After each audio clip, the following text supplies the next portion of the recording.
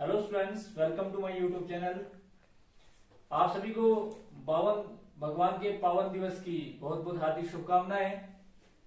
आज जो हम करेंगे issue of share at premium की जर्नल एंट्री करेंगे। इस प्रकार से इसकी जर्नल एंट्री करते हैं। अभी तक हमने issue of share at par की एंट्री करी, तो issue of share at premium किस प्रकार से जो है शेयरों को प्रीमियम पर निर्मित किया जाता है। क्लियर सी इंडिकेशन है कि अगर आप 100 रुपए की चीज को 110 रुपए में निर्मित करते हैं, दैट इज कॉल्ड 10 रुपी जो एक्स्ट्रा है वो है आपका प्रीमियम का। तो इस बात का ध्यान रखें कि one share are issued more than their face value, that is called issue of share at premium. कि जब शेयरों को उनके अंकित मूल्य से अधिक मूल्य पर निर्मित किया जाता है, इसको बोलते हैं issue of share at premium. कि जब शेयरों को उनके अंकित मूल्य से अधिक मूल्य पर निर्मित किया जाता है, that is called issue of share at premium. That means 100 रुपए की चीज को यदि आप 110 रुपए में निर्मित करते हैं, that is called issue of share at premium.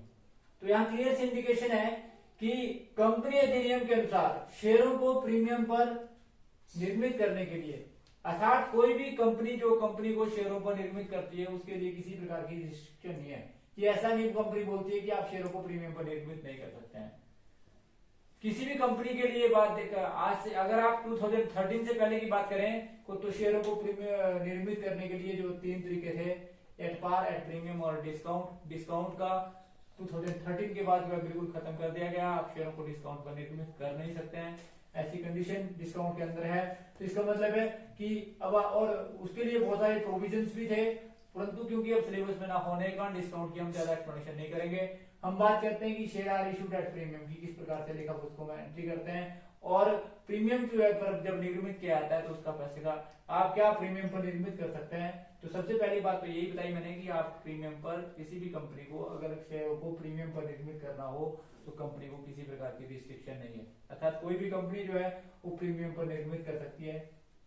Company act 2013 section 52 sub section 1 के द्वारा कि जो आप प्रीमियम पर निर्मित करते हैं उस पैसे को यूटिलाइज कहां करना है, उसके लिए कंपनी ने रिस्ट्रिक्शन लगाई है। क्योंकि आप सभी जानते हैं कि सिक्योरिटी प्रीमियम रिजर्व बिजनेस का कैपिटल प्रॉफिट है। कैपिटल प्रॉफिट से कैपिटल रिजर्व बनते हैं। कैपिटल रिजर्व को बैलेंस शीट में रिजर्व एंड सरप्लस हेड के अंदर बैलेंस शीट में लायबिलिटी साइड दिखाया जाता है। इतनी बात आपको पता होनी चाहिए। फिर बात आती है क्योंकि बिजनेस का कैपिटल प्रॉफिट है, कैपिटल प्रॉफिट का यूज कैपिटल लॉसेस को पूरा करने के लिए किया जाता है। व्यवसाय के अंदर कई प्रकार के कैपिटल लॉसेस होते हैं, जैसे preliminary expenses, underwriter commission, discount on issue of share and debenture, premium on issue of share and debenture, premium on redemption of share and debenture. इस प्रकार से या fully paid up bonus share issue करने के लिए security premium reserve का प्रयोग किया जाता है।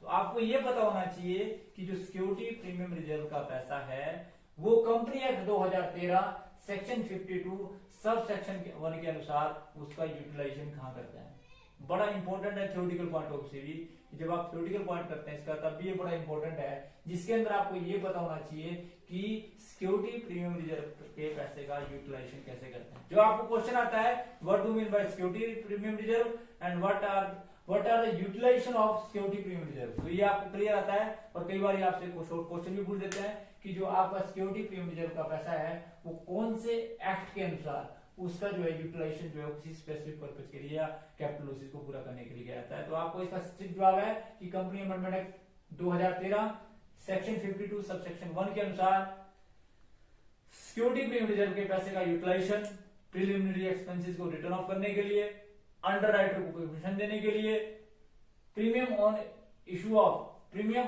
On redemption of share and debenture का यूटिलाइजेशन करने के लिए, शेयर इशू एक्सपेंसेस को राइट ऑफ करने के लिए, डिवेंचर इशू एक्सपेंसेस को राइट ऑफ करने के लिए या fully paid up bonus share issue करने के लिए इसका प्रयोग किया जाता है। क्योंकि ये बिजनेस का कैपिटल प्रॉफिट है। कैपिटल प्रॉफिट का प्रयोग कैपिटल लॉसेस को पूरा करने के लिए किया जाता है। तो ये था जी आपका किस प्रकार से what do mean by security premium reserve and what are the utilisation of security premium reserve. तो जैसे उसके बारे में मैंने आपको बताया अकॉर्डिंग टू एक्ट भी। और उसके बाद अब बात आती है कि इसकी जर्नल एंट्री कैसे करते हैं। यदि आपको सिक्योरिटी प्रीमियम रिजर्व का पैसा जो है वो किसके टाइम में मिलता है, यदि आपको सिक्योरिटी प्रीमियम रिजर्व का पैसा जो है वो एप्लीकेशन के टाइम में मिलता है, तो आप एंट्री करते हैं bank account debit to share application.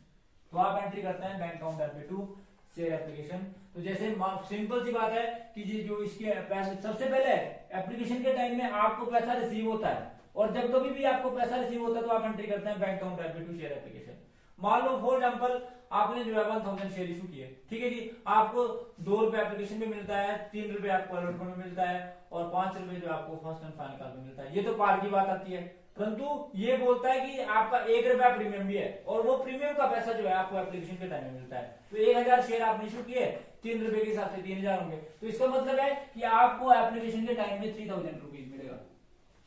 पहले आपको पैसा रिसीव होगा इंक्लूडिंग प्रीमियम, तो the being share application money receive. फिर जब आप इसको ट्रांसफर करेंगे, अगर एप्लीकेशन के टाइम की बात करते हैं, तो आप इसकी एंट्री करेंगे share application account debit to share capital to security premium reserve. जैसे फॉर एग्जांपल आपको 3000 जो है वो शेयर एप्लीकेशन का टोटल मिला, जिसमें कैपिटल का जो था वो 2000 था, और 1000 जो है वो सिक्योरिटी प्रीमियम रिजर्व का था। तो इस प्रकार से लेखा पुस्तकों में इसकी एंट्री करते हैं।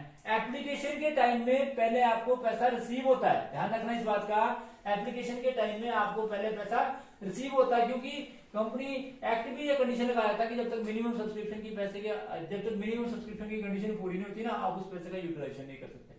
तो क्वेश्चन के अनुसार भी अगर आपको क्वेश्चन के अंदर ये बोला है क्लियर कि जो आपको सिक्योरिटी प्रीमियम रिजर्व का पैसा मिलता है वो एप्लीकेशन के टाइम में मिलता है, तो आप एंट्री करेंगे bank account debit to share application including security premium reserve being share application money receive. फिर शेयर एप्लीकेशन मनी की राशि को ट्रांसफर किया जाएगा कहां, share application account debit to security premium reserve और to security premium reserve. Share premium का प्रयोग नहीं करेंगे, शेयर प्रीमियम का प्रयोग 2013 से पहले किया जाता था, परंतु शेयर प्रीमियम के स्थान पर आप सिक्योरिटी प्रीमियम रिजर्व का यूज करेंगे। ये भी कंपनी एक बोलता है कि आप जो है शेयर प्रीमियम के स्थान पर सिक्योरिटी प्रीमियम रिजर्व पैसे का यूज करेंगे, तो आप एंट्री का यूज करेंगे। तो इसके लिए आप एंट्री करते हैं share application account debit to share capital और to security premium reserve account being share application money transfer to share capital and security premium reserve. तो इस प्रकार से इसकी नरेशन लिखते हैं।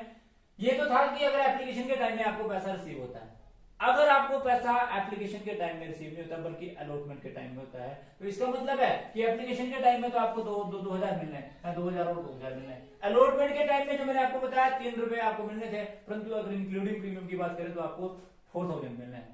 अलॉटमेंट के टाइम में पहले पैसा जो है वो ड्यू किया जाता है, अलॉटमेंट के टाइम में पहले जो है वो पैसा ड्यू किया जाता है। तो जब आप ड्यू करते हैं तो ध्यान रखिए इस बात का, आप एंट्री करते हैं share allotment account debit to share capital और टू सिक्योरिटी प्रीमियम रिजर्व।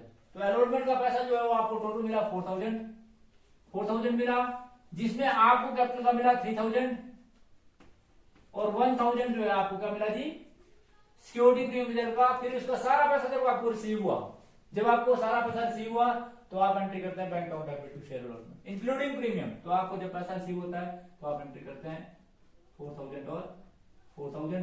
अर्थात सिंपल सी बात है कि मैंने आपको बताया कि आपको अब आपको यहां पर जो एंट्री करनी है, पहले एंट्री करनी है तो सिंपल करनी है, वो एंट्री करनी है bank account debit to share application और share application account debit to share capital. फिर आपने सिक्योरिटी प्रीमियम रिजर्व नहीं लिखना है यहाँ पे, फिर आपने सिंपल एंट्री करनी है 2000 की, ठीक है जी, यहाँ पर भी 2000 की और 2000 की, ठीक है। और जब यहाँ पर रिसीव हुआ, जब आपने एप्लीकेशन की मनी को ट्रांसफर किया तो आपने इसकी भी एंट्री करी 2000। फिर अलॉटमेंट के टाइम में ड्यू है, ड्यू कब है, अलॉटमेंट के टाइम में। Generally when information are not given it is very much clear that it will be due at the time of allotment. जब क्वेश्चन के अंदर ये इंफॉर्मेशन नहीं दी है कि प्रीमियम का पैसा आपको कब मिला, तो ये क्लियर से इंडिकेशन है कि उस पैसे को आप जो है अलॉटमेंट के टाइम में जो है एडजस्ट करेंगे। एक मिनट बोल कर इसको, मैंने आपको बताया कि किस प्रकार से जो है अलॉटमेंट का पैसा, अगर allot when information are not given, allotment के टाइम में ही आप जो है वो रिसीव करेंगे, और जिसके लिए आप एंट्री करेंगे bank account debit to share allotment to security premium reserve 4000, 3000 और 1000। और जब इसका पैसा रिसीव होगा तो आप एंट्री करेंगे bank account debit to share allotment 4000। ये तो था कि अगर आपको पैसा रिसीव होता है किसके टाइम में जी, अलॉटमेंट के टाइम में। अगर आप जो है अलॉटमेंट के टाइम में इसको ड्यू करते हैं और अलॉटमेंट के टाइम में आपको इसको रिसीव करते हैं। When information are not given it is very much clear कि आप अलॉटमेंट के टाइम में ड्यू करेंगे, अलॉटमेंट के टाइम में रिसीव करेंगे। फिर आप फर्स्ट कॉल ड्यू करेंगे। अब हमारे पास फर्स्ट कॉल बैलेंस बचा, यदि आपने पैसा रिसीव कर लिया तो आप एंट्री करेंगे bank account debit to share first call, और sorry share first call account debit to security premium reserve. और कब अगर ये ड्यू हो किसके टाइम में फर्स्ट कॉल के टाइम में, अर्थात यहाँ पर ड्यू नहीं होगा वैल्यू। यहाँ पर कितना होगा जी, यहाँ पर 3000 और 3000 आएगा, यहाँ पर आपके पास 3000 आया और ये भी 3000 आया, फिर इसका पैसा भी 3000 और 3000 रिसीव हुआ।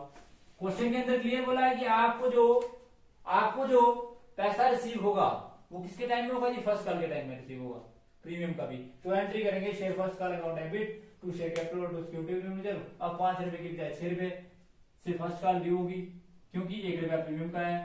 5000 जो है किसका है जी, वो आपका कैपिटल का है, और 1000 जो आपका सिक्योरिटी प्रीमियम रिजर्व का है। फिर जब इसका पैसा मिलेगा तो आप एंट्री करेंगे bank account debit to share first call, first and final call मतलब कटिंग हो गई आपने, तो 6000 और 6000।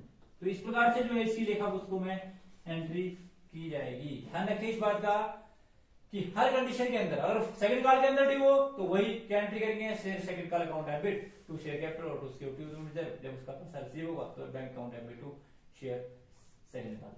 अगर फाइनल कॉल के टाइम में ड्यू होगी तो आप एंट्री करेंगे share final call account debit to share capital और टू सिक्योरिटी रिजर्व, और एंट्री होगी bank account debit to share final call. इस प्रकार से जो है वो प्रीमियम का पैसा रिसीव होता है हर कंडीशन के अंदर। When information are not given it is very much clear, it is due at the time of allotment and the amount is receive at the time of allotment. Is this clear जी? तो ये तो था जी आपका भी किस प्रकार से सिक्योरिटी प्रीमियम रिजर्व से आप क्या समझते हैं, सिक्योरिटी प्रीमियम रिजर्व के पैसे का यूटिलाइजेशन आप कैसे करते हैं, और कंपनी एक्ट 2013 सेक्शन 52 उसके बारे में क्या बोलता है, उसके बारे में आपने पढ़ा। किस प्रकार से इसकी जर्नल एंट्री करेंगे वो आपको बताई। ठीक है जी, अब करते हैं अगला टॉपिक कि अगर आपको सारा पैसा एक ही बार में मिलता हो, चाहे वो पार का है चाहे वो प्रीमियम का है, तो लेखा पुस्तकों में किस प्रकार से एंट्री करते हैं। ठीक है जी, amount receive full time at once time, तो किस प्रकार से जो इसकी एंट्री करते हैं। तो जिसके लिए हमारे पास कंडीशन क्या हुई थी कि full subscription at once time. इसका मतलब है कि कंडीशन है आपके पास कि full subscription at once time, कि सारा का सारा पैसा जो है वो आपको एक टाइम में मिलता है, तो उस किस प्रकार से जो है वो लेखा पुस्तकों में इसकी एंट्री करते हैं। Full subscription at once time, कि वंस टाइम में आपको जो है एक ही बार में जो आपको सारा पैसा मिलता है, तो किस प्रकार से आप इसके लेखा पुस्तकों में एंट्री करते हैं। आपको पता है कि अब ना एप्लीकेशन का लफड़ा है, ना अलॉटमेंट का, ना फर्स्ट कॉल का, ना फाइनल कॉल का, आप सारा पैसा एक बार में रिसीव करते हैं। तो जिसके लिए मतलब कि 100 शेयर आपने इशू किए 10 रुपए के हिसाब से 1000 रुपए आपको एक बार में मिलेंगे, तो इसके लिए लेखा पुस्तकों में किस प्रकार से एंट्री करते हैं। तो इसके लिए एंट्री करते हैं bank account debit to share capital, अर्थात जो एंट्री की जाएगी वो एंट्री की जाएगी जी bank account debit to share capital.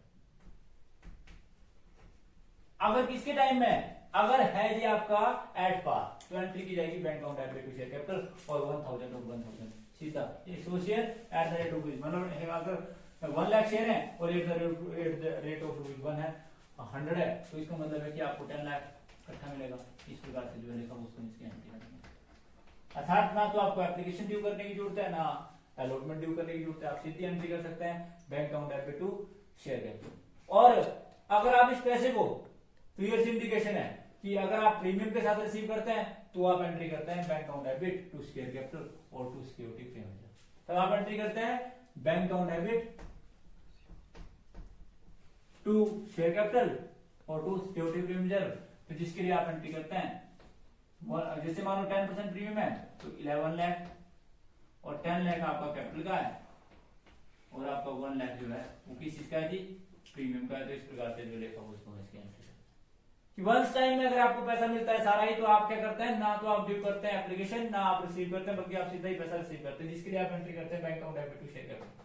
और अगर आप प्रीमियम पे करते हैं तो bank account debit to share capital और टू सिक्योरिटी प्रीमियम रिजर्व। ये था कि full subscription at once time, अगर एक बारी में आप सारा पैसा इकट्ठा रिसीव करते हैं तो किस प्रकार से लेखा पुस्तकों में इसकी एंट्री करते हैं।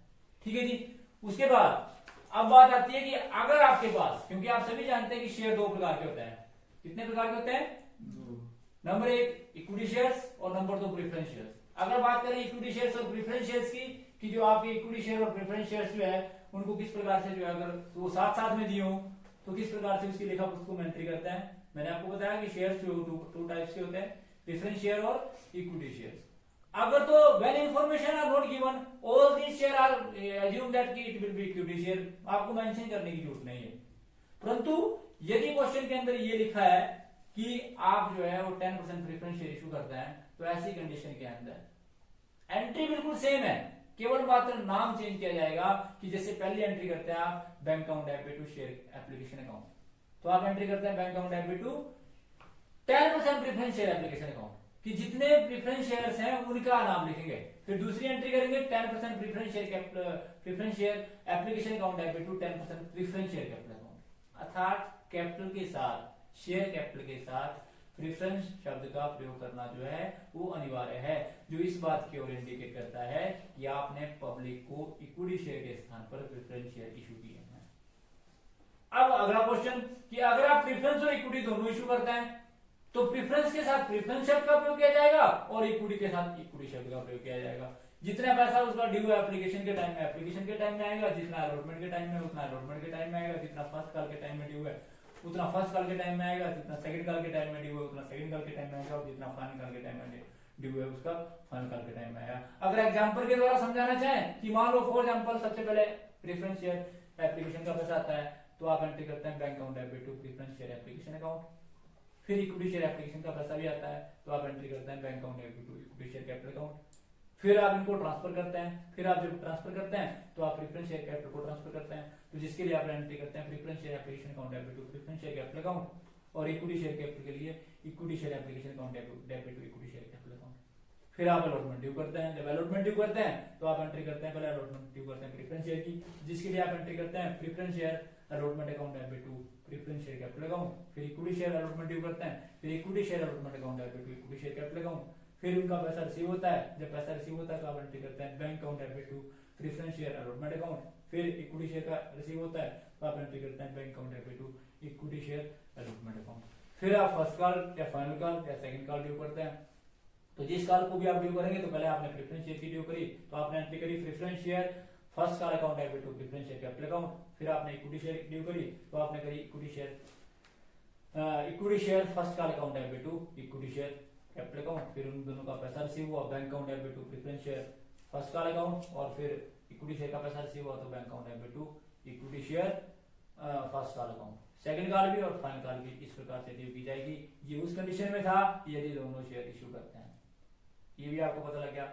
अब क्या होता है, अगली कंडीशन ये है कि अगर आपको एप्लीकेशन और अलॉटमेंट का पैसा इकट्ठा आता है, एप्लीकेशन अलग नहीं अलॉटमेंट अलग नहीं, तो ऐसी कंडीशन के अंदर आप लेखा पुस्तकों में क्या क्वेश्चन है राइट हियर कि अगर आपको एप्लीकेशन और अलॉटमेंट का पैसा इकट्ठा आता है, फिर फर्स्ट कॉल सेकंड कॉल और फिर फाइनल कॉल आती है, तो अगर आप ऐसी कंडीशन आपके अंदर आपके पास हो तो आप पहले पैसा रिसीव करेंगे और आप एंट्री करेंगे bank account debit to share application and allotment account. इकट्ठा लिखेंगे share application and allotment account. फिर शेयर एप्लीकेशन अलॉटमेंट की राशि को ट्रांसफर करेंगे, जिसके लिए आप एंट्री करेंगे share application allotment account debit to share capital.